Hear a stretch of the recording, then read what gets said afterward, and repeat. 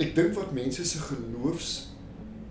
belewenis verander het in die weermag, was die tyd toe jou lewe veronderstel was om in alle rigtings oop te vou en te navigeer volgens jou eie keuses.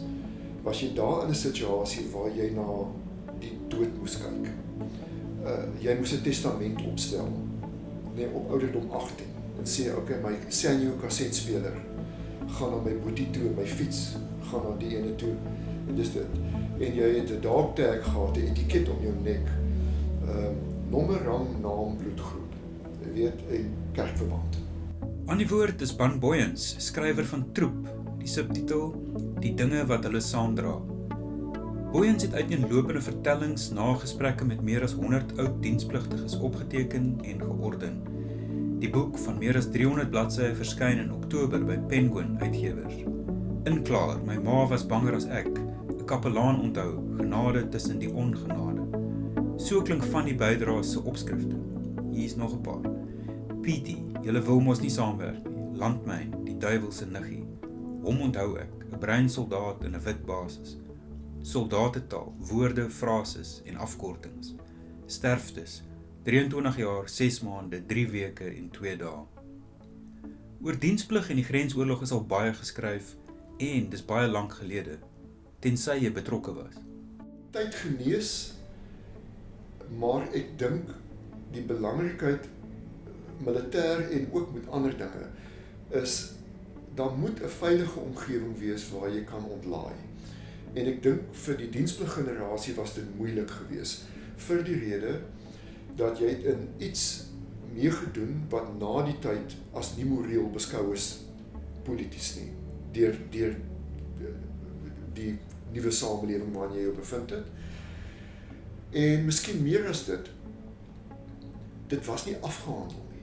So ek dink daar's baie mense wat op 'n manier afsluiting soek, wat net wil sê, die manier hoe ek voel, en ek hoop die boek doen dit, is ek is nie alleen nie.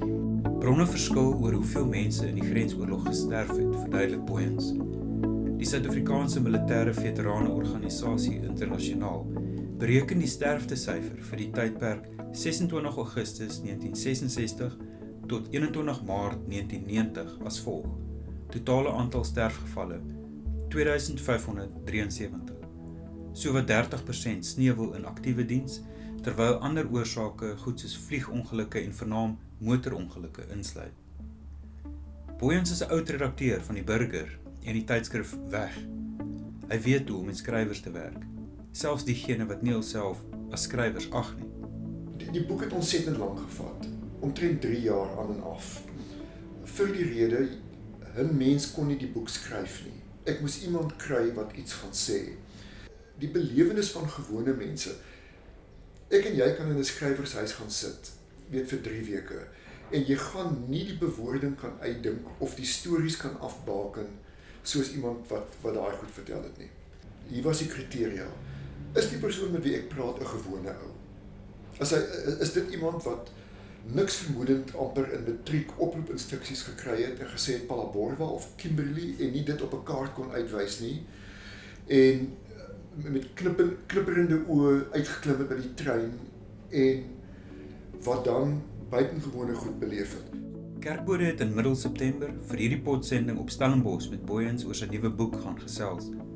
Hy praat oor sy eie dienspligdae, oor bully beef, oor gekryde taal, oor stilte, godsbesef, moraliteit, valskerms wat nie lekker oopmaak nie, en wat 'n mens by Charlie Chaplin oor oorlog kan leer. Ek het dit raak gelees toevallig ook halfpad deur die oefening, en dat Charlie Chaplin het gepraat oor sy filmtegniek, en toe het hy gesê dis baie eenvoudig. As jy die kamera wegskuif, is alles 'n komedie, en as jy die kamera nader skuif, is alles 'n tragedie. En dis waar. Ek is Leroux Kuman, ek staan in vir my kollega Helene Meisenheimer wat tans gemeentes in die Oos-Kaap besoek en binnekort weer op haar pos sal wees. Geniet hierdie episode van Kollig. Ons praat met Ban Booyens, jou nuwe boek, Troep, is 'n Wat my interesseer van die boek is, jy sê dit vul 'n leemte. In die voorwoord sê jy dit vul 'n leemte. Daar is al geskryf oor die grensoorlog, daar is al geskryf oor diensplig. Beskryf vir ons die leemte in hierdie mark wat jy wou vul. Ek dink Afrikaanstalige mense het baie stadig aan die woord gekom oor die grensoorlog. Nou, mense kan dit verstaan. Ek dink hulle was sterker gekoopteer in die oorlog in. En die oorlog het geëindig letterlik toe samesprekings vir die politieke verandering in Suid-Afrika op dreef kom. Met ander woorde, daar was nie 'n tyd gewees van ontlonting in 'n veilige omgewing wat gewone mense hulle gewone of soms buitengewone ervarings kon vertel nie. En die boeke wat uitgekom het amper in die sekwens uitgekom, en ek noem dit vinnig in die voorwoord van die generaals het hulle stories geskryf, en dis die boeke met al die pile en die kaarte in dit. Die politici het vertel wat agter die skerms gebeur het. En dan het die sogenaamde, ek dink die belangrike boeke, die sogenaamde biegboeke, het eintlik net in Engels aanvanklik uitgekom. En die tipiese oorlogverhale van seun tot man het ook meestal in Engels uitgekom. En ek dink te midde van alles is daar 'n geweldige klomp Afrikaanstalige mense wat op 'n ouderdom is wat hulle begin terugkyk na hulle lewe toe en op 'n manier afsluiting soek of erkenning soek op 'n manier of net wil hê hulle naasbestaanes moet weet daarvan. En dit is die boek. Ek het gepraat met soveel as moontlik mense wat, en ek praat nou waarskynlik te veel, maar vir wie ek moes oortuig. Jy hoef nie 'n held te wees nie, en jy hoef nie 'n ontboeseming te maak nie. Ek wil net weet, wat was jou resep vir boelie beef? En as jy sê, mense het vreeslik geskree, wat was die presiese bewoording gewees? Want oor 50 jaar is niemand van ons meer hierson nie, en as jy terugkyk na enige oorlog, hoe sentimenteel raak ons uit 'n houtgekerfde beeldjie uit die Anglo-Boereoorlog. Is dit belangrik dat dit wat my generasie beleef het op 'n manier opgeteken word, en dis maar soveel as moontlik stemme, ek dink is 150, wat net vertel wat hulle beleef het. Jy praat nou van die resep vir boelie beef, en jy maak in die voorwoord ook die onderskeid tussen die geskiedenis, hoofletter G, en dan die klein geskiedenis. Wat is 'n klein geskiedenis? Die klein geskiedenis sou wees, as jy gaan lees na iemand soos Dana Snyman se boeke, dan ons gaan oor 50 jaar nie weet hoe is 'n donkiekar gebou nie. En daar het iemand wat dit verduidelik. En ek wil self sê uit die kerkgeskiedenis, ek onthou my pa wat albei sy dokterstesisse en die tweede dokterstesis op ouderdom 77 gedoen het.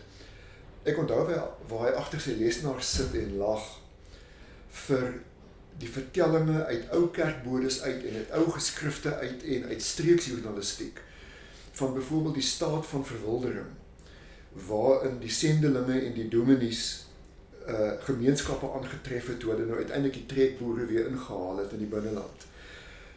En as daai mense die goed nie opgeteken het nie, dan sit jy met die notules van vergaderings. Jy sit nie met hoe dit op Holliston gelyk tydens die groot griep, of wat ook al die geval was nie. So, ek dink die belewenis van gewone mense, ek en jy kan in 'n skrywershuis gaan sit, weet vir 3 weke, en jy gaan nie die bewoording kan uitdink, of die stories kan afbaken, soos iemand wat daai goed vertel het nie. So dit is die fokus wat daar is op goed soos taal, om die taal te gaan haal, die woordeskat, jy skryf nogal baie oor, net skielik leer jy 'n totaal 'n nuwe woordeskat aan, jy as dienspligtige kom daaraan, hier's mense wat op jou skree, terme gebruik wat jy nie ken nie, en die boek, een van die bydraes van die boek is net om daai goed ook te boekstaaf, nee, te amper in 'n kluis te sit en te sê, dis hoe mense gepraat het tydens hierdie tydperk. Kras taal, soos dit was dikwels nie so kras bedoel nie, op dieselfde wyse dat Afrikaans en Nederlands het dieselfde woorde vir dinge wat in die een taal 'n baie erge vloekwoord is en 'n ander ene glad nie. En in daai opsig, dit wat vandag lees as iets wat die Menseregte Kommissie van sal kennis neem, was destyds eintlik maar net so 'n kollektiewe manier om met mense te praat. Maar dit is interessant omdat ons het die weermag in Suid-Afrika geërf uit die Britse weermag uit. En as jy gaan kyk na die taal in die Britse weermag en hoe dit oorgeneem is, staf vir personeel het eenvoudig staf geword. Daar's nie 'n ander woord daarvoor uitgedink nie. Opdragte kom uit die Engelse, die Britse orders, receive orders geword, net so in Afrikaans. So 'n groot gedeelte van die woordeskat het eintlik suiwer Brits gebly, die formele goed. En onder dit het 'n unieke spreektaal, 'n dialek amper ontwikkel vir hoe jy met mense praat. En ek het dit probeer opteken, want ek het dit begin vergeet. En as jy weer daarna kyk, dan kan jy sien, dis nie iets wat gekloon is en oorgedra is na Afrikaans toe nie. Dit moes hier ontstaan het. Jy weet, ek het een aanhaling, dis weer krasserig, van iemand wat nie 'n brief gekry het nie.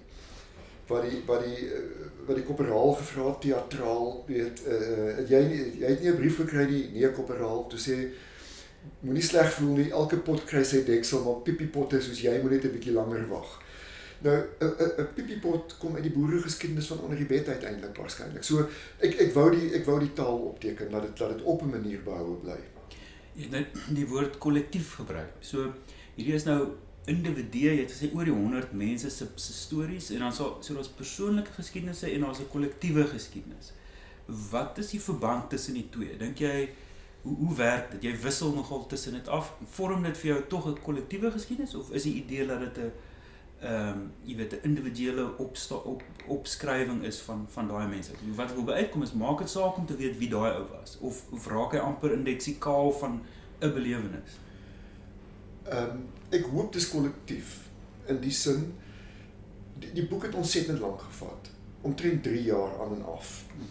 Vir die rede 'n mens kon nie die boek skryf nie. Ek moes iemand kry wat iets gaan sê.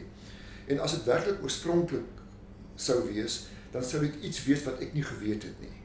Ek bedoel, ek het byvoorbeeld nie vir 1 sekond, terwyl ek diensplig gedoen het, ooit gedink, wat doen 'n chef nie. Dis mense wat verdwyn het. En ek het met Richard Corver gepraat wat 'n chef was, wat 'n wêreld vir my oopgemaak het, vir mense wat ons eintlik bestempel het destyds as suurstofdiewe. Dis ouens wat nou nie bruin klere dra nie, hulle dra wit klere. En ek reken hulle is van die mense wat die hardste gewerk het in diensplig. Weet, om 6000 etes voor te berei elke dag, oggend, middag en aand, is 'n enorme werk. Jy kan nie lui wegsteek nie, jy kan nie net vir die helfte van die mense kos gee nie. So in daai opsig het ek met mense gepraat en hier was die kriteria. Is die persoon met wie ek praat 'n gewone ou? Is dit iemand wat niks vermoedend amper in matriek oproepinstruksies gekry het en gesê het Palaborwa of Kimberley en nie dit op 'n kaart kon uitwys nie en met knipperende oë uitgeklim het by die trein en wat dan buitengewone goed beleef het. So wat ek daarmee probeer het is gewone mense en vir myself gevra het, met elke stuk wat ek hierso sit, beweeg ek die storie kronologies aan. Met ander woorde, almal is, waar was jy toe jy oproepinstruksies gekry het? Wie was saam met jou op die trein? Waar het jy afgeklim? Wat onthou jy van basies?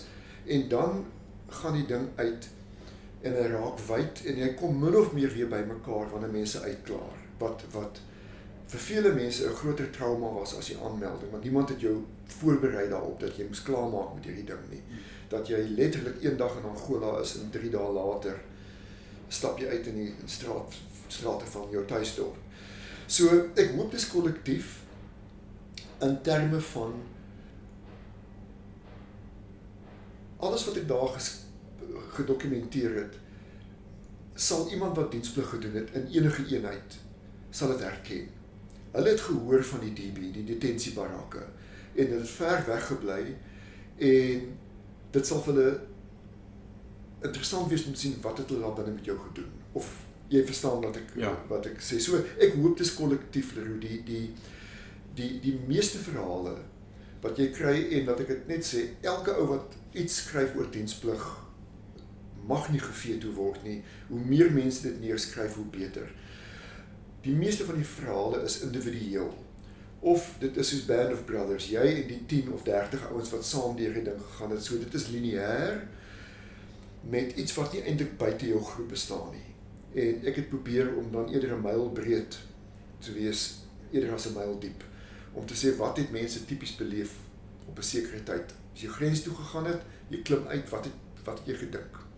'n myl diep sou dan wees die boeke wat destyds uitgekom het oor die Honoris Crux medalje, byvoorbeeld heldedade, wat 'n baie deep dive in individuele heldedaad en veldslae byvoorbeeld gee. Dis reg, die spesmagte se boeke, die rekkies, daai goed is jy en 4 of 5 ouens se lewensbedreigende avontuur wat jy beleef het. En dit is aangrypende verhale, maar dit is min of meer lineêr in 'n afgebakende groep.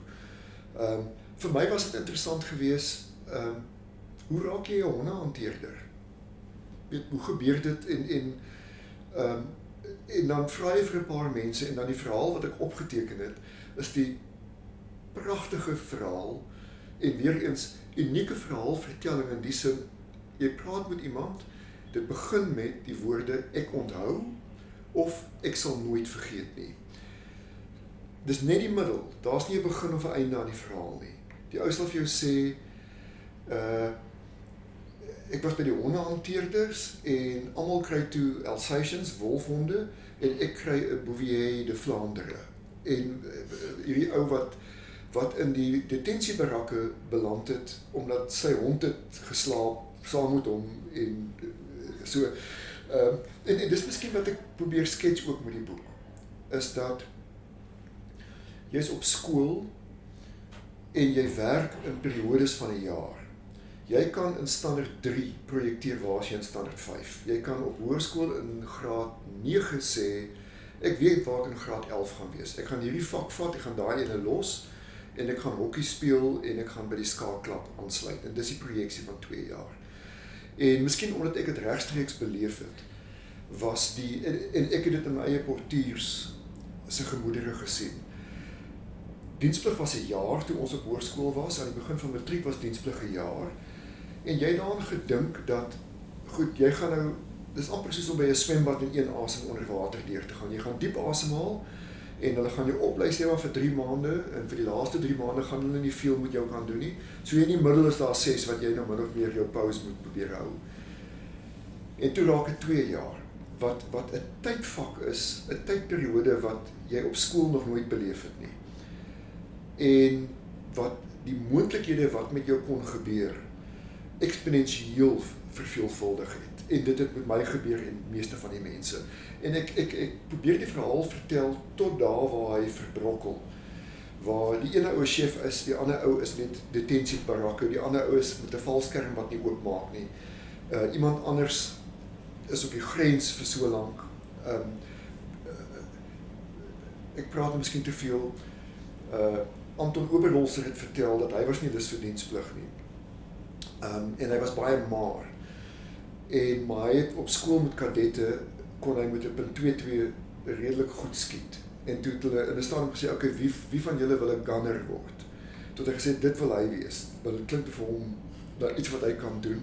En hy sê die volgende, toe hy sy oë uitvee, is hy die kanonier in 'n ratel panserkar met 'n 20 mm kanon in Angola in. Dit was nie wat hy geprojekteer het nie, en hy was daar vir 3 maande.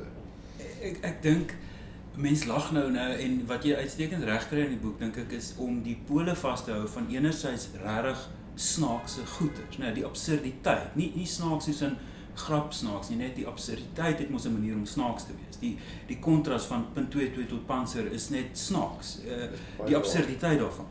Dis tragiek ook, en dan kom jy daarby uit, en ek dink jou vermoë om nou die rande te sien, breër te kyk, wat my opgeval het is hoe jy dan kyk na die hoeveelheid, byvoorbeeld nou die padsterftes. So, mens dink aan 'n oorlog, dan dink jy konflik en sterftes in konflik, maar dan vertel 'n bietjie oor daai lys van sterftes in die totale lewensverlies tydens konflik, en hoe baie daarvan op onverwagte plekke was. Yes, like, ek het geskrik toe ek dit self gesien het vir die eerste keer. Laat ek net teruggaan, ek het baie gehuiwer oor die boek, of ek het moes doen vir die rede dat iewers gaan jy iets koopteer in die verhaal waarmee 'n mens nie gemaklik is nie. En oud-kollega François Smit het dit so goed gestel 'n paar maande gelede wat gesê het, As jy oor oorlog skryf, kies jy kant per se. Jy gaan nie wegkom sonder om die indruk te wek dat jy kant kies nie. Weet, en dit was my goed dat hy dit gesê het en dat ek nou maar die storie uitkry. Maar ek het my vrou gevra, hoekom hou vroue nie van Ami stories nie? En sy het 'n baie goeie antwoord gegee en gesê, dit is soos om ander mense se vakansiefoto's te kyk. Wat ek gedink, wragtig, moontlik omdat hulle op 'n afstand van 20 tree iewers by die spreekwoordelike braaivleisvuur Ami stories gehoor het en die res glad nie gehoor het nie, of ou dienspligtiges veterane wat nie daaroor gepraat het nie. En ek het probeer om goed by mekaar te kry en snaaks genoeg, ek het dit raak gelees toevallig ook halfpad deur die oefening in dat Charlie Chaplin het gepraat oor sy filmtegniek en toe het hy gesê dis baie eenvoudig. As jy die kamera wegskuif, is alles 'n komedie. En as jy die kamera nader skuif, is alles 'n tragedie. En dis waar. Jy kyk na, as jy na die militêre ding kyk, wat is dit? My herinnering was, dit is onwillige mense wat swaar toerusting moet verskuif. Nou, as jy dink om 'n klavier te skuif, is iets wat nie lekker is nie en snaaks kan word, dan is 'n militêre oefening in die ekstreem, op 'n groot afstand kan dit nogal snaaks wees. Die ander element daarvan is, jy kan met twee mense praat wat langs mekaar was, in dieselfde voertuig, en hulle vertelling en hulle belewenis van goed, is van een persoon wat het reg kry om 'n deur agter hom toe te trek en aan te beweeg in die lewe, en iemand anders wat nooit afsluiting gekry het daaroor nie. So intens is die tragiese elemente daarvan, en tot my verleentheid op 'n manier, kyk ek nou hierna en sien hoe families uitmekaar uitgeruk is, deur iemand wat 'n boetie, 'n broer verloor het, of 'n ou wat 'n kind verloor het. So die twee goed moet al twee daar wees, en ek het nie doelbewus dit probeer verweef nie. Weet, iemand wat huis toe ry agter op 'n bakkie en baie koud kry, nee, dit is nou maar net hoe dit gebeur het, weet, en ander verhale kan jy nie anders stel as die tragedie wat dit is nie. Ek weet nie of dit jou doelwit is nie, maar wat ek heeltyd aan dink as daar so sê ding, jy weet, van mens moet nie huil asof jy nog nooit gelag het of lag asof jy nog nooit gehuil het nie. Dit voel heeltyd vir my asof ook wanneer jy aan mense se stories dink, is dit so of jy probeer net iets van daai holistiese perspektief gee op die oorlog. Nee, dat daar is iets van beide binne in elke storie. Dit is daar so die interessante ding, Leroux, is dat die vertellers weet dit nie. Hulle besef dit nie. Hoeveel keer het dit gebeur, en sê van sosiale media wat jy wil, dis 'n fantastiese medium om mense op te spoor, en dis 'n uitstekende medium met effense vlakke van privaatheid, wat jy kan sê, goed, ons is op 'n forum, kan ek met jou praat op Messenger, kan ek met jou WhatsApp, kan ek jou bel, kan ek jou kom sien. En wat ek iemand gebel het oor onderwerp A, en dan praat jy op die ou ende oor iets heeltemal anderste, as die persoon binne 'n veilige omgewing is, wat hy die storie kan vertel, en weet, dit kom verbatim uit, soos wat hy dit gesê het, op 'n manier. En ek dink die essensie lê daarin, omdat jy dink, duisende ander mense het min of meer dieselfde ding beleef, is daar niks unieks aan jou verhaal nie. Maar dan luister jy na iemand, en ek probeer nou dink aan 'n voorbeeld. Ek dink wat dit maak werk, is as jy, en ek wat nou al met skrywers gewerk het, om te sê, skryf met jou sintuie vir jou lesers se sintuie, dan is al die vertellings sintuiglik. Baie van die emosie lê daarin, dat weet wat is in die pakkie wat by jou aankom, of hoe jy by die huis aankom, of so. So ek hoop mense lees hulle self raak, ek hoop van harte, naasbestaandes kry die boek te lees, om op 'n manier te verstaan hoekom is hulle paas soos wat hulle is, of hulle liefdeliksmaats is soos wat hulle is. Ja, dis het my geïnteresseer, in een van die doelstellings is, jy praat van om amper die afstand te vernou tussen, jy weet, mens voel daar's 'n bestaanswêreld wat nie toeganklik is vir sê nou maar die seuns of die dogters of die kinders en dan die partners van mense wat daar was nie. En hierdie boek probeer iets daarvan illustreer. Met ander woorde, die doel gehoor is nie ander dienspligtiges noodwendig nie. Dis amper die teenoorgestelde. Dis die mense wat nie toegang het tot daai stories nie. Waar ek dit gesien het, miskien die ander inspirasie agter die boek was. Ek en my dogter, eintlik sy wat allerhande goed doen wat interessant lyk op 'n afstand. Sy doen 'n kursus oor slanghantering en pottebakkery en sy het by die huis aangekom en gesê, maar kom ons skryf 'n radiodrama vir RSG, ons gaan geld wen. En in daai stadium het ek haar nodig gehad om my te help met blad uitleg vir iets anders en ons het so halwe pakt gemaak dat vir elke uur wat sy blaaie uitlees sal ek dikteer dit wat sy nou in 'n radiodrama kan sit. En toe het ons dit vir RSG se kompetisie gedoen. En ons het toe nie 'n prys gewen nie. Maar dit is toe uitgesaai. In die COVID tyd. En by die antwoord daarvan, dit was lomp. Nee, en as albei van ons as feitelike joernaliste het net gesê, eerlik as ons net die ding hardop vir mekaar gelees het, dan kon ons hom meer kompakteer. So daar het ons nou effens dikbek gesit, ons het nie 'n prys gewen nie. 'n paar woorde is gebruik wat seerdien nie weer op RSG gehoor is of binnekort weer gehoor sal word nie. En toe het Johan Rademan of een van die mense wat die regisseur was gaaf genoeg om vir ons die drukstuk te stuur van die SMS'e wat hulle gekry het. En okay, I bet they say that to all the boys, maar hulle het gesê dit was toe die radiodrama wat die meeste reaksie gekry het. Cinema in daai seisoen of wat ook al. En ons het daarna gekyk en weet julle hoe dit was amper uitsluitlik vroue wat gesê het nou verstaan hulle wat hulle mans deurgemaak het. En die paar mans wat geskryf het gesê ja, dit is nogal reg. Dit was net die taal was net 'n bietjie erger. Ons moes die dinge bietjie suiwer. En toe het ek gedink heerlikheid, kan dit wees dat daar so baie mense daar buite rondloop wat nie eintlik weet nie van wat aangegaan het nie. Dan is jou vraag, ek hou hom kort, is okay, maar wat is dit wat hulle nie weet nie? En dis waar die probleem inkom. As hulle sê mense wat in diensplig gedoen is, praat nie. Maar wat presies moet jy sê? Vir wie moet jy dit sê? En as jy dit klaar gesê het, wat wil jy hê moet die reaksie wees? En ek dink dis waar die kommunikasieprobleem grootliks by ons dienspligtiges lê, dat hulle het nie 'n GI Bill gehad toe hulle terugkom wat gesê het okay, gaan studeer vir 3 jaar op ons rekening want jy het nou 2 jaar van jou lewe gegee nie.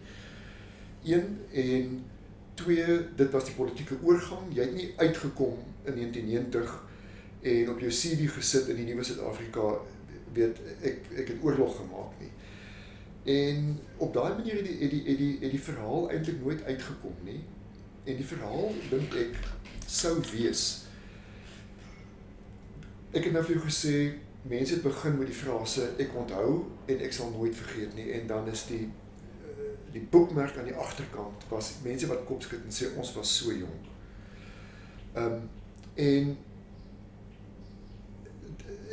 dit het 'n indruk op my gemaak want die hele affære het jy beleef eintlik maar as 'n kind. En uit 'n stelsel waar op skool die hele gemeenskap het in diens gestaan daarvan om jou deur te kry aan die ander kant. Die sondagskool, die dominee, die huisdokter, die skoolhoof, almal het gesê, kan ons net almal deurkry deur hierdie poort aan die ander kant. Terwyl, dan stap jy daarvan af uit met ek dink 'n baie goeie morele kompas en 'n baie juiste waardestelsel, maar totaal ongetoets.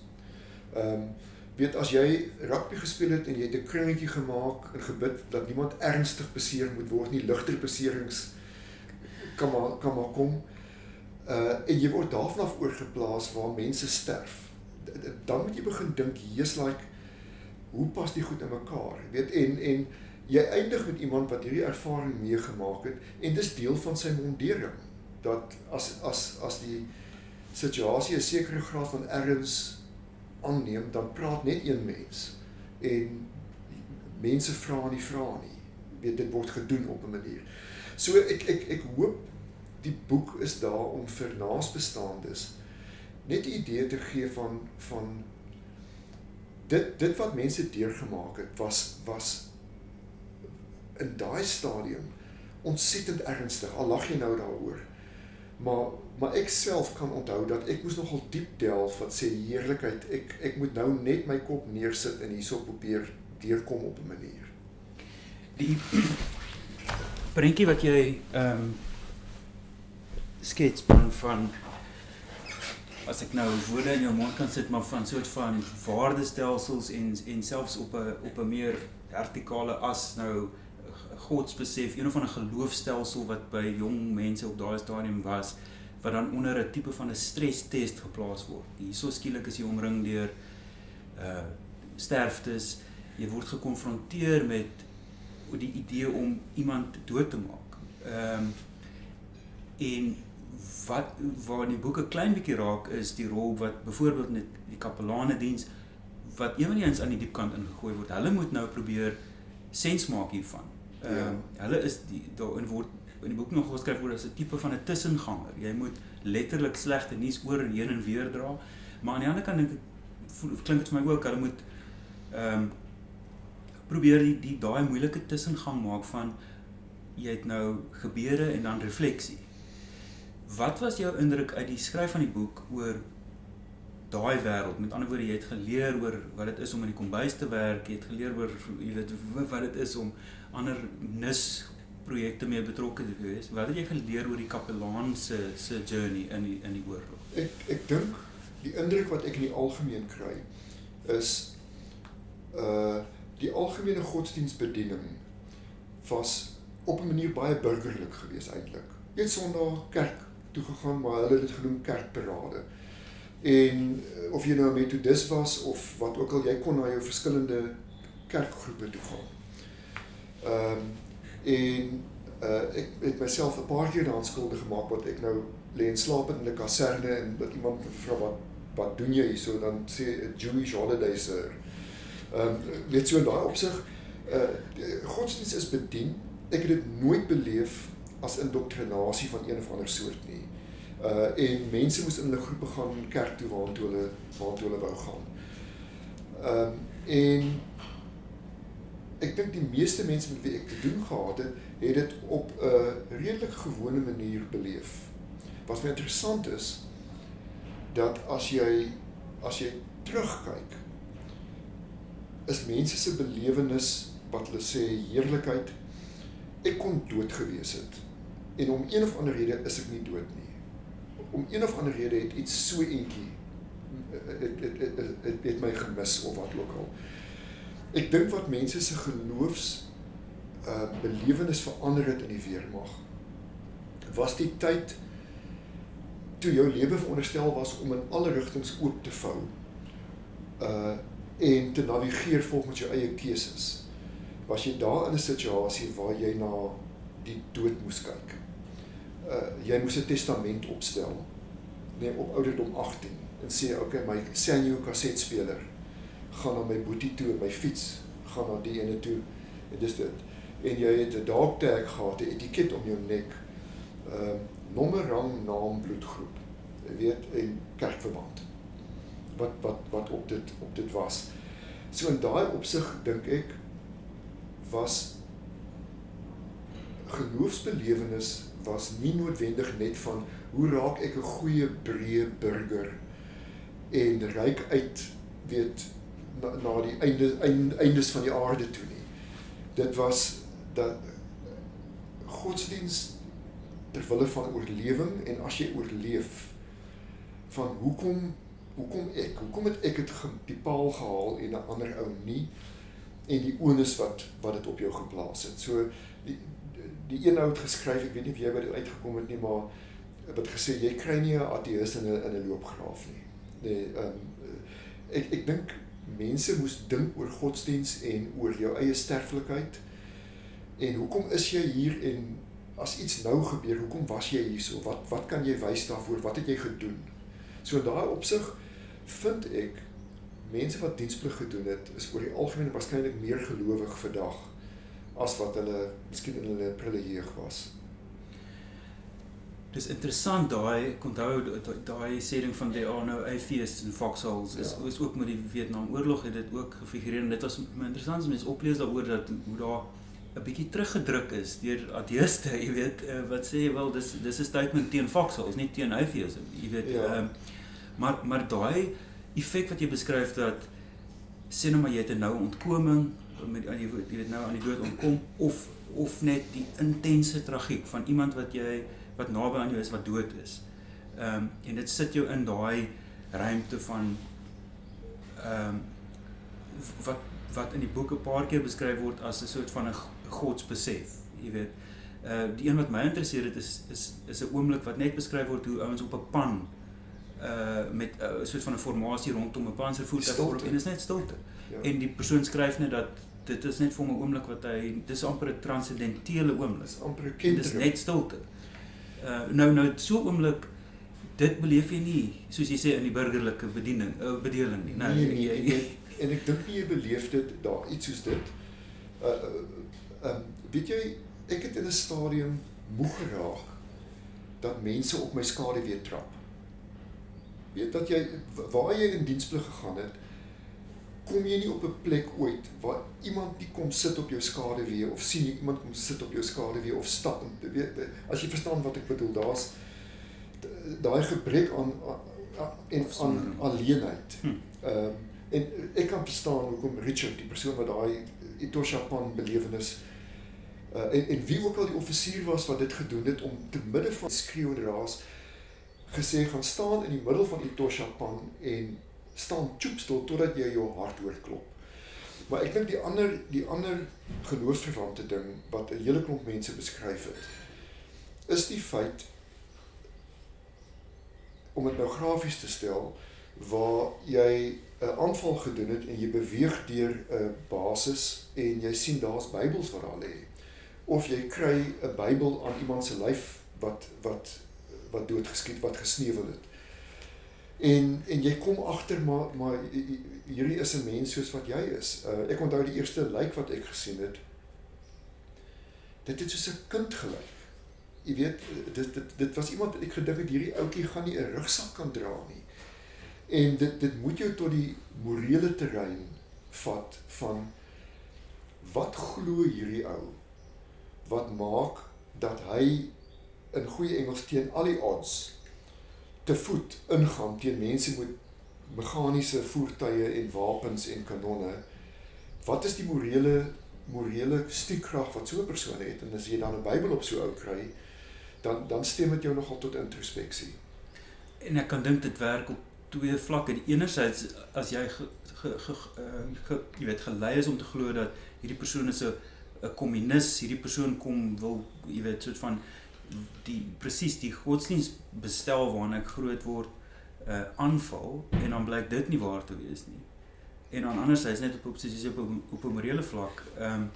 So wat doen mens met daai ineenstorting van jou eie verstaan van wat die vyand eintlik is? Ek dink dit is dan waarskynlik die fundamentele boodskap van godsdienst, weet, en dit is jou medemens, weet, en die grootste hiervan is liefde, op 'n manier dat ek wil nie eers dit betree nie, maar as ek die nuus kyk nou, ek sien die liefde in Israel en in Palestina en in die Midde-Ooste nie. Heerlikheid. Ek dink as Jesus daar met 'n kleed en 'n paar sandale opdaag, weet ek nie wat hy sou gedink het nie, of Mohammed for that matter.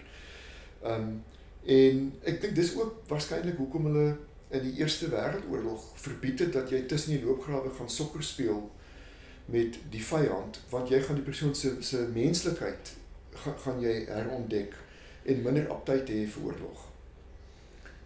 En natuurlik in Suid-Afrika met die politieke ekstreme othering, nou die ekstreme vorm van dat die vyand, alle oorloë het dit nodig eintlik om te werk. Jy moet op 'n manier die ander persoon se menslikheid vergeet om daai sneller te kan trek.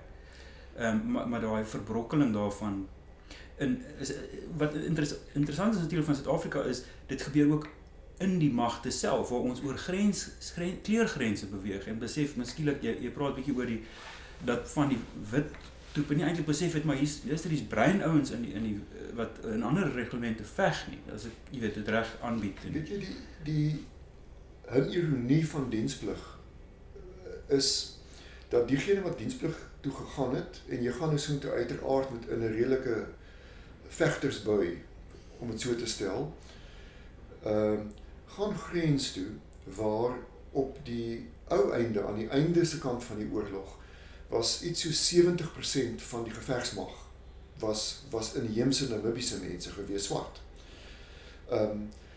En waar jou blootstelling aan swart mense wat saam met jou eet, saam met jou stort, wat spoor sny vir jou, weet wat van wie jou lewe afhang. Ek dink mense wat diensplig gedoen het, grens toe gegaan het teruggekom met 'n baie groter begrip vir medemenslikheid in baie opsigte as wat die gewone aanhalingstekens samelewing gehad het. Want jy het 'n unieke wêreld van blootstelling wat jy terugbring, wat dit soveel meer kompleks maak. So hierdie projek van jou as 'n vorm van, dis nou nie woorde wat jy gebruik nie, maar as 'n vorm van debriefing, het ook daarmee te maak, dat daar was waarskynlik soveel wat die troep in homself moes dra en probeer sin maak van. Jy weet, so jy het objektiewe trauma net van aksie, maar jy het ook hierdie politieke ontrafeling van dit wat jy tot dusver geglo het, wat jy nou van moet sin maak, en alles gebeur op ouderdom 20, jy weet. As ek terugdink, kyk, na mate jy ouer word, het jy nou meer konsepte en meer kapstokke waarin jy belewennisse kan ophang, en dit raak eenvoudig. En jy dink nou terug en sê eerlikheid, hoekom kon ek sukkel, weet met iets? Ek onthou, ek het na diensplig vir 'n jaar oor see gegaan, ek het net 'n bietjie tyd nodig gehad. En die sentrale kwessie was gewees vir my, hoe kan dit wees dat 'n stelsel so gehate in die wêreld is, as wat die regering se goed destyds was, maar ek was omring deur mense wat bereid was om vir my te sterf. Hoe kan dit sleg wees? Dit was goeie ouens. En nou stap jy vir 'n jaar rond, jy kom terug en jy sê vir jouself, wel, al wat ek nou geleer het hierso, is dat daar kan goeie ouens in 'n slegte stelsel wees, en daar kan slegte ouens in 'n goeie stelsel wees. Aanvaar dit so en gaan aan met jou lewe. Skokkend eenvoudig. Maar dit is maar die goed waardeur 'n mens moet gaan. Die mense wat nou, 'n vriend van my, die Tolla, die ou wat hakkel, is nou terug Angola toe. Hulle is met enorme belangstelling en welwillendheid in Angola ontvang. Die plaaslike nuusdienste het stories gedoen met hulle en was op 'n manier gevlei, dat hierdie mense teruggekom in Angola toe en kom kyk het wat gaan aan en in hulle skik is met wat hulle daar so sien. Dit is interessant, dit herinner my aan 'n bietjie jou Chaplin insig van dat as mens uitzoom, jy weet, as jy ver genoeg terug, ek sou nie sê dit raak snaaks nie, maar jy kry afstand op goed, op 'n letterlike vlak.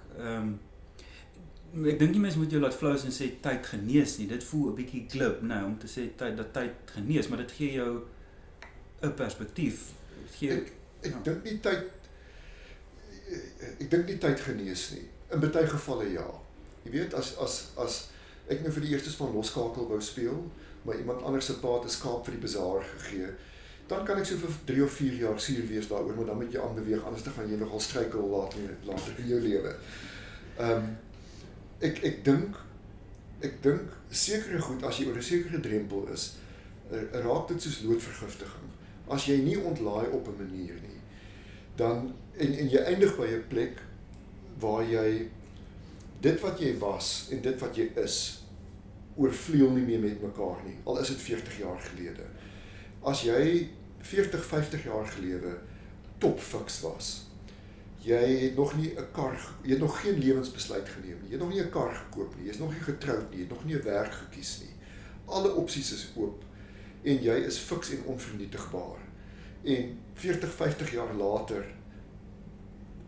is al daai goed weg. En daai goed sit nie oor mekaar nie en jy het nie in 'n stadium begin om die drade deur te trek van okay, dit was in elk geval 'n doodloopstraat of ek is bly ek het deurgedruk hiermee. Dan eindig jy met mense soos maar seker in die gewone burgerlike lewe op, ook wat verbitterd is oor die feit dat hy nie eerste span losskakel was nie. 30, 40 jaar later by die reunie skep hy 'n insident amper daaroor. So, tyd genees, maar ek dink die belangrikheid militêr en ook met ander dinge is, daar moet 'n veilige omgewing wees waar jy kan ontlaai. En ek dink vir die diensplig generasie was dit moeilik geweest, vir die rede dat jy in iets meegedoen wat na die tyd as nie moreel beskou is polities nie, deur die nuwe samelewing waarin jy jou bevind het. En miskien meer as dit was nie afgehandel nie. Dat in my tyd, jy het 2 jaar diensplig gedoen, jy kon nie uitstap en sê, okay, dankie, dit was nou dit. In my tyd moes ek toe nog 2 jaar se kampe doen. Nog 8 kampe van 3 maande as 'n plig. Met ander woorde, nog 24 maande.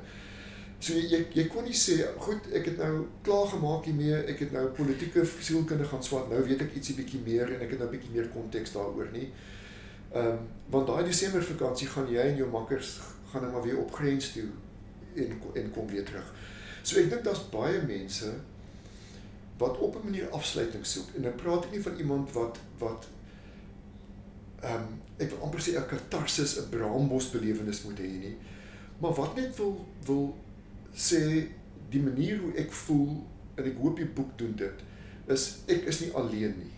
Ek was bang, en daar is 50 ander mense wat waarskynlik banger as jy was. Ek was onseker van myself, en dit was okay om so te voel daaroor. So ek hoop op daai manier skep dit die soort van veilige omgewing dat mense kan praat in 'n stadium wat ek dink Suid-Afrika is nou by die punt min of meer sê maar, waar ons nou 'n klipstapel gepak het en 'n os gebraai het en vir mekaar gesê kom ons gaan aan. Ek dink ons is by daai stadium waar iemand kan sê ek wil graag net sê hoe ek gevoel het of hoe ek dinge beleef het in my tyd. Ek hoop die boek help vir mense daarmee. En ek meen dit is aan die hart van terapie is daai idee van jy weet dat dit resoneer met iemand anders. Nou mens moet dink aan in 'n ander konteks nou die Me Too movement. Die punt daarvan is dat iemand kan sê ja, ek ook. Nou ek voel minder eensaam met hierdie storie. Of selfs al was jy nie in daai spesifieke belewenis nie, dat jy net kan sê ek verstaan dat wanneer dit gebeur mens so sou voel. Dit is wat ek sou raai. Ek dink baie van die mense eindig in huwelike en met gesinne waar hulle nie weet wat die pa deurgemaak het nie. En dit hoef nie iets groots te gewees het nie. Weet, jy kan, as jy kyk, mense raak huilerig oor hulle eerste hond wat gesterf het. Verstaan? Absoluut. Ek dink wat mense soos Gabor Maté en die skrywers wat 'n groot invloed het, 'n groot gehoor het, dis daar die onderskeid wat hulle maak tussen trauma as 'n insident en trauma as die effek wat dit op jou het. Ja. Daai onderskeid dat jy hoef nie noodwendig, en ek dink dis wat jy in jou boek ook sê, is dat jy kan geen veteraan veto nie. Die effek wat die insident op jou gehad het, is waarna daar gekyk moet word. Eerder as hoe ekstreem was die staaltjie. Want ek kan dink baie ons voel, wel, miskien, jy weet, ek het nou nie hierdie war story om te vertel nie, maar daar is bepaalde gebeure wat my nog bybly. En ek dink jy verruim die gesprek. Ek dink dit is wat interessant is vir my, Leroux, is dit. Jy kan, as ek nou vir jou vra, weet, waar was jy toe jy 33 jaar oud was of 27, jy gaan nie weet nie. Vra vir iemand, waar was jy toe jy 18 of 19 was, hulle gaan weet, en hulle gaan vir jou kronologies kan sê, in Januarie, Februarie was ek daar, en toe daar, en toe daar, en toe daar. En dit is, ek weet nie wie die woord gebruik het nie, dit is, daai mense, daai generasie, is vleesgetuienis wat hulle het. Dit is nie gehoor en gesien het nie.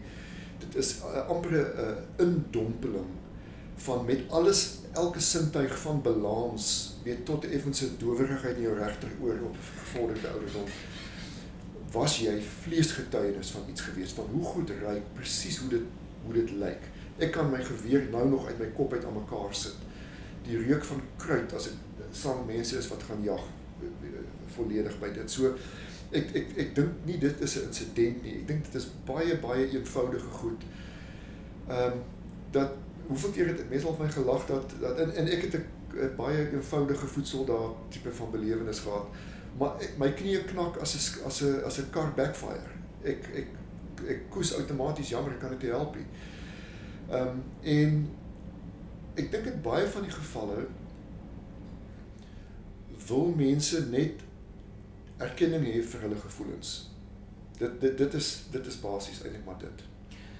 Dit is interessant om nou net nog 'n skrywer by te haal, ook maar net om die gesprek bietjie breër te maak, is as mens dink aan Bessel van der Kolk met die boek The Body Keeps the Score, wat van der Kolk was baie betrokke by die oorspronklike hantering van posttraumatiese stres met oorlogsveterane in 'n Amerikaanse konteks, en net sy hele uitgangspunt wat nou regtig aandag geniet is presies wat die boek se titel sê, dat hoe ongelooflik baie daarvan sit in die liggaam.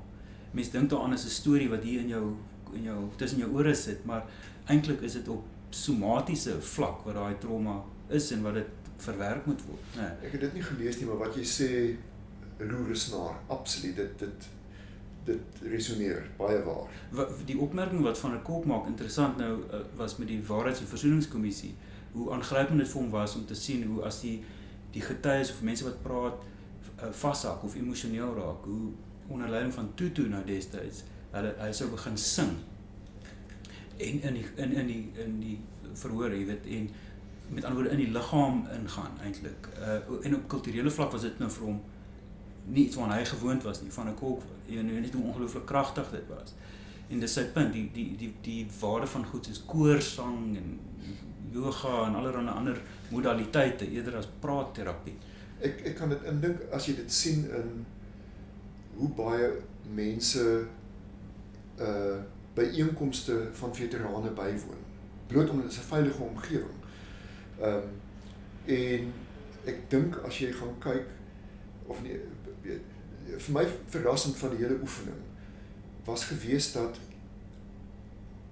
ek het nie een persoon teëgekom wat gesê het hulle wil nie met my praat nie. Nie een nie. Ek het aanvanklik was ek ontsettend versigtig en half apologeties om uit te kom by mense en het my gesê ek het by wegtydskrif gewerk. Ek was self 'n infanteris, 'n voedsoldaat en die ou skryf 'n paar sinne en dan kon ek met die persoon gaan praat daaroor. Nie een het geweier om te praat nie en 'n klomp van hulle het halfgeskrewe dokumente dat hulle het iets neergeskryf en wat ek gesê het, stuur dit vir my, dan is dit uitstekende materiaal. Die persoon het net nie die vrymoedigheid om dit, of hulle weet nie vir wie om dit te gee nie. Was daar baie goeie vertellings wat ek gesê het, goed, die ene gaan ek letterlik gebruik as 'n skryfstukkie wat ek so geplaas het. So die behoefte is daar vir mense om te praat hieroor. So jy het amper 'n tipe laaste myl geskep vir 'n klomp ouens wat gesit het met goed in hulle boonste laai, maar wat nou miskien nie 'n hele ding op sy eie sou kon wees nie, maar hy het al probeer. Ek hoop so vir die rede, die stories is dikwels vertel met soveel onselfbewustheid van wat iemand sê, goed, jy het nou uitgevra daaroor, kom ek vertel jou hoekom het ek in die detensiebarak beland. En dan is nie iemand wat terugkyk en lag daaroor nie, dis iemand wat skuldig voel amper dat hy het met goeie bedoelings diensplig gedoen. Een persoon het wag gestaan, hy het 'n nood gehad, hy het sy nood gaan verlig en toe sy aangekla dat hy sy wagpos verlaat het en hy is detensiebarak toegestuur. En die deernis waarmee hy praat, byvoorbeeld van die persone wat saam met hom was. Die persoon se meisie sou trek met sy kind na 'n ander dorp toe of iets soos dit. En ek dink nie daai persoon het dit ooit as 'n storie gesien wat vertelbaar is nie, totdat jy vir hom gevra het daaroor. En dit was voorop in sy gemoed om te sê dat hy voel dit was nie nodig om neer te kyk op mense wat in die detensiebarak beland het nie. Hulle was daar om 'n goeie rede. Dis nie iemand wat geld gesteel het of iets gedoen het nie. Dis iemand wat sy kind wou sien. So in daai opsig is dit ek hoop mense dink nie in terme van 'n storie as 'n heldedaad of 'n storie as 'n ding met 'n begin, 'n middel en 'n einde nie. Vertel net die middel, want dis deel van die groter mosaïek. Ek wil, soos ons 'n bietjie na die einde beweeg, 2 aanhalings lees. Een van die boeke wat jy nou, wat 'n belangrike verwysingspunt is Tim O'Brien se The Things They Carried. So as jy miskien 'n sin daaroor wil sê, dan wil ek net 2 aanhalings uit daai boek lees en vra jy moet iets daaroor sê. Maar dis 'n berekende verwysing. So wil jy miskien net vir die leser of vir die luisteraar verduidelik daai boek, hoe belangrik is dit vir jou gewees as 'n verwysingspunt? 'n mens gaan en jy lees stories en jy kry nie eintlik stories in die middelgrond nie. Dikwels nie. Nou Tim O'Brien se boek, net die titel, het ek op 'n manier my subtitel vertaal. Sy boek is The Things They Carried.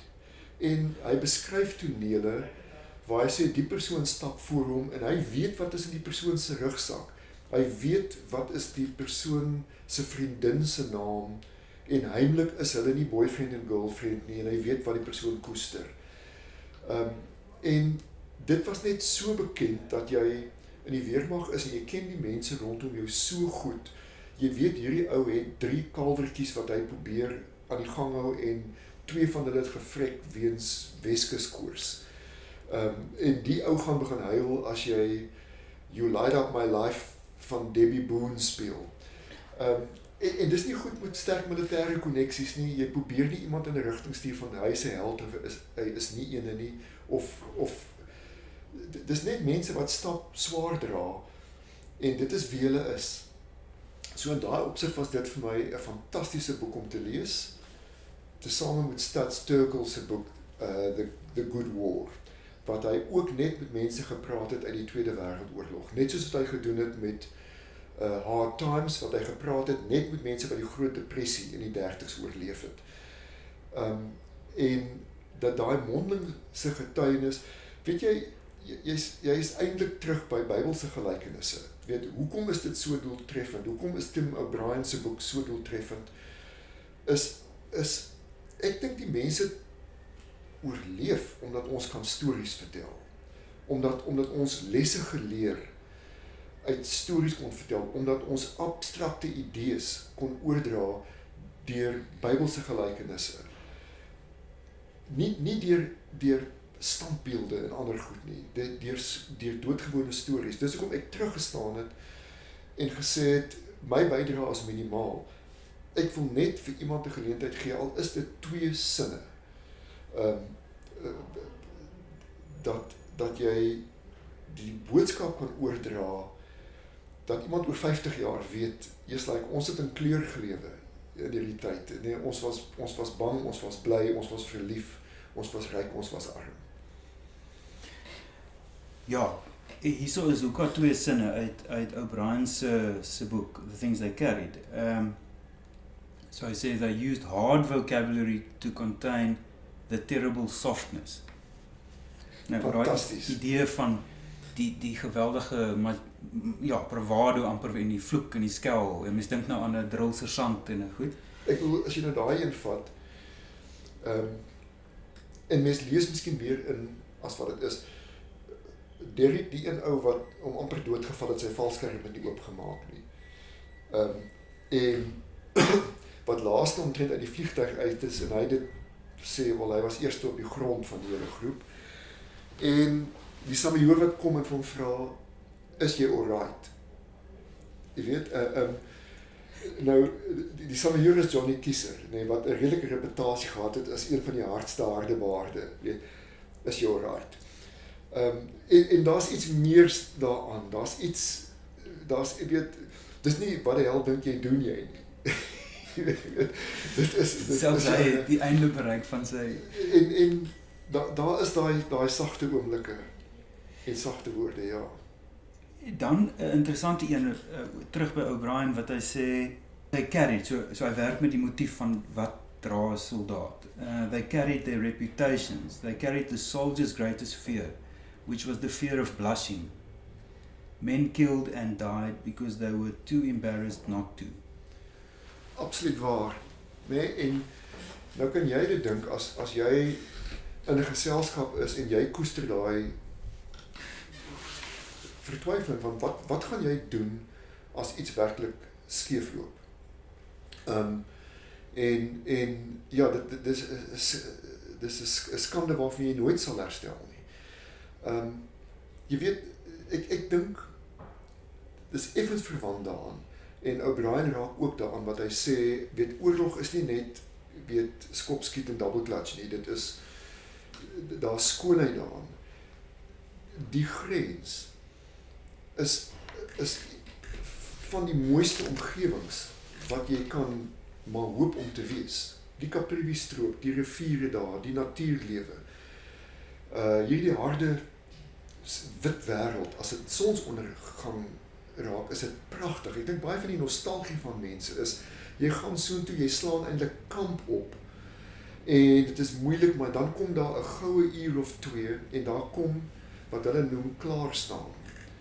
Dat elke oggend met eerste lig en elke aand met laaste lig, gaan jy na jou loopgraaf toe op die buiterand en vir 'n uur omtrent is jy daar, want dis nou die tyd wat jy aangeval sou word, tipies as hulle gaan doen.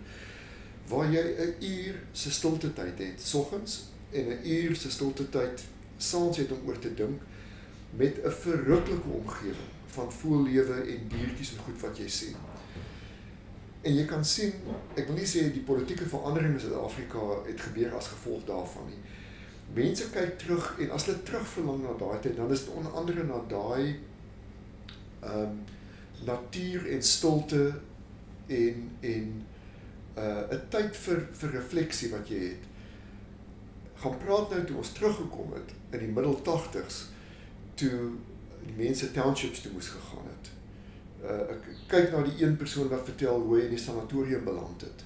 Dit was nie die natuurskoon van die grens nie, dit was om 'n deur oop te skop in 'n township en 'n flitslig in iemand se gesig te skyn en te sê kindertjies en ou mense kyk na jou en jy met 'n geweer op hulle rug op 'n manier. So in daai opsig kan ek verstaan dat die goed wat O'Brien skryf, dat oorlog is nie net plofstof nie. Weet, dit is 'n tyd van baie diep besinning oor wie is jy regtig.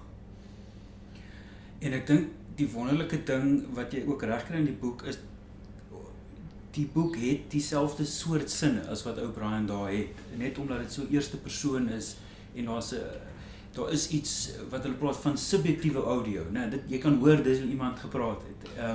En daai sinne is, as ek nou terugdink aan die boek, dis daai sulke sinne wat uitspring by 'n mens, of my bybly, as ek nou daaraan dink. Hoewel ek geen van die mense ken nie. So ek dink is 'n baie geslaagde boek en dankie vir die werk daarmee en ek hoop dit is 'n suksesvolle publikasie en jy kry reg met die gesprek wat jy wou. Baie dankie, ek hoop mense lees dit en deel dit met hul naasbestaandes. Die oorlog is verby en daar is sulke wonderlike lesse te leer daaruit oor wie die persoon is met wie jy getroud is of wie se seun jy, dogter jy is. So ek hoop mense lees dit weier as net militêre veterane.